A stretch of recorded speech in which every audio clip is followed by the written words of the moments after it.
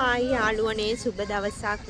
ඉතින් මම ඔයාලට පෙන්වන්න හිතුවේ මේ ලාර්ගොදි ගාර්දා විල. ඉතින් මේ ස්වභාවික පිහිටපු විලක්.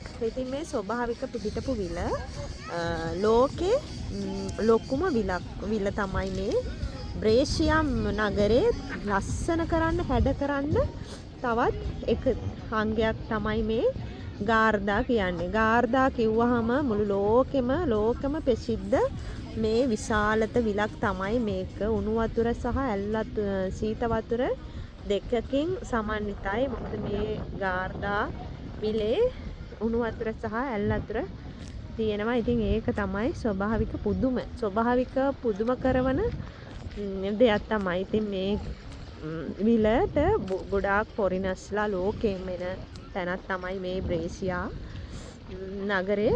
ඉතින් මේ අපි අද ආවේ මේ බ්‍රේසියා නගරේ බලන්න. ඒ වගේම මේ ගස් ස්වභාවිකව පිහිටපු ගස් මේ හැඩ කරන්න තවත් ලස්සන කරන්න මේ නගරය පිහිටපු දේවල් තමයි මේ බලන්නකො. තමන්ගේ පෞද්ගලික බෝට්ටු ඒ වගේ දේවල් තියලා ලෝකේ ඉන්න ධනවත්ම ධනකුවරයෝ තමයි මේ වගේ ප්‍රදේශවල ජීවත් වෙන්නේ. ඉතින් ලස්සන බලන්න එන්නේ. ඒ වගේම ඔයගොල්ලොන්ටත් යුරෝපයේ ඉන්න සහ එන්න පුළුවන් සියලුම දෙනා ඇවිල්ලා දවසක් මේ විලය බලන නාල කරලා යන්න කියලා ආරාධනා කරනවා. ඒ තරම්ම ලස්සන.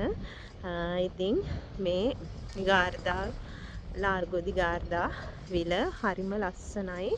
ඉතින් ඔයාලටත් එන්න ලැබෙන්න කියලා ප්‍රාර්ථනා කරනවා. ඇවිල්ලා බලලා යන්න. ඉතින් ඔයාලට එනම් සුබ දවසක්. ගිහින් එන්නම්. බායි.